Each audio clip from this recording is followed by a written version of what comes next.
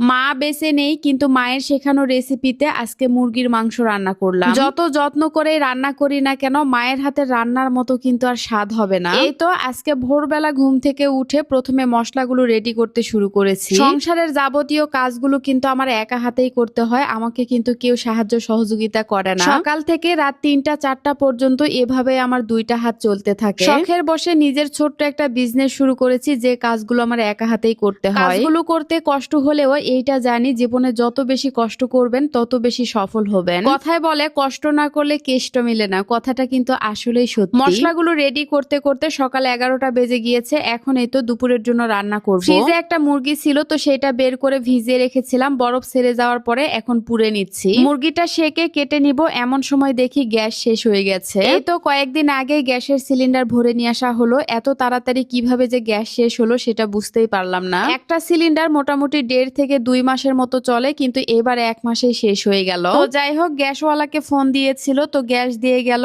আর এদিকে আমার মুরগিটাও কেটে নেওয়া হয়ে গেছে। মুরগিটা আর কয়েকদিন পরে ডিম দিত, আর ডিমওয়ালা মুরগির চর্বি একটু বেশি হয়। 2.5 কেজি ওজনের একটা মুরগি, তো এখান থেকে আমি কিছুটা মাংস আলাদা করে রেখে দিলাম অন্য একদিন রান্না করার জন্য, আর বাদ বাকিগুলো আজকে রান্না করব। ব্রয়লার মুরগি বা পাকিস্তানি মুরগির চেয়ে আমার কাছে এই শক্ত মুরগিটা খেতেই বেশি ভালো লাগে, ঝাল ঝাল করে রান্না করলে। যাই হোক, মুরগির মাংস ধুয়ে নেওয়া হয়ে গেল, এখন রান্নাটা বসিয়ে দিব। আজকে মুরগির মাংস রান্না করব TQIU ব্র্যান্ডের এই মাল্টি কুকারটাতে। বাসায় যখন গ্যাস থাকে না, তখন এই মাল্টি কুকারটাই হয় একমাত্র সঙ্গী। খুব দ্রুত রান্না করা যায় এবং রান্নার স্বাদও ভালো হয়। দেখতে অনেকটা কারি কুকারের মতো, এটাতে রান্না করলে কারেন্ট বিলও কম আসে। সারাদিন রান্না করলে হয়তো 10 টাকার মতো বিল আসবে, কিংবা তারও কম আসবে। এর আগেও তো এই মাল্টি কুকারে আমি 2-3 দিন রান্না করেছি, আজকেও এই মাল্টি কুকারে রান্না করে আপনাদেরকে দেখাবো রান্নাটা কেমন হয়। হ্যাঁ, এই মাল্টি কুকারটা আমি নিয়েছি TQIU ফেসবুক পেজ থেকে। পেজের নামটা আমি ক্যাপশনে দিয়ে দিব, যারা নিতে চান অর্ডার করবেন। তো প্রথমে আমি সরিষার তেলের মধ্যে বেশি করে পেঁয়াজ দিয়েছি, তারপরে হালকা করে ভেজে এখন একে একে সব মশলাগুলো দিয়ে দিচ্ছি। কয়েকটা শুকনা মরিচও দিয়ে দিলাম। মাংস রান্নাতে শুকনা মরিচ দিলে রান্নার কালার সুন্দর আসে। মশলাগুলো ভালোভাবে কষিয়ে নেওয়ার পরে মুরগির মাংসগুলো দিয়ে দিলাম। গ্যাসের চুলায় আমরা যেভাবে রান্না করি, এই মাল্টি কুকারটাতেও ঠিক একই ভাবে রান্না করা হয়। বাসায় গ্যাস না থাকলেও এই মাল্টি কুকারটা যদি ঘরে থাকে, তাহলে রান্নার আর কোনো চিন্তাই করতে হবে না। বিশেষ করে যারা মেসে থাকেন অথবা ব্যাচেলর আছেন, তারা কিন্তু এই মাল্টি কুকারটা চাইলে নিতে পারেন। এটা খুবই প্রয়োজনীয় একটা জিনিস। মাংসগুলো আমি ভালোভাবে কষিয়ে নেওয়ার পরে কয়েকটা রসুন দিয়ে দিলাম। মাংসের মধ্যে রসুন ছাড়া তো আমার চলেই না। তারপরে ঝোলের জন্য পানি দিয়ে দিলাম, আর পানির পরিমাণ একটু বেশি করেই দিয়েছি, কারণ এই মাংসগুলো যেহেতু শক্ত, তাই সিদ্ধ হতে অনেক সময় লাগবে। মা যখন মুরগির মাংস রান্না করতো, দেখতাম সাথে কয়েকটা ডিমও দিত বাড়ির সবার জন্য। ডিম দিয়ে এভাবে মুরগির মাংস রান্না করলে দেখতেও কিন্তু সুন্দর লাগে, আর খেতেও ভীষণ ভালো লাগে। দেখেন, আজকে আমার মা বেঁচে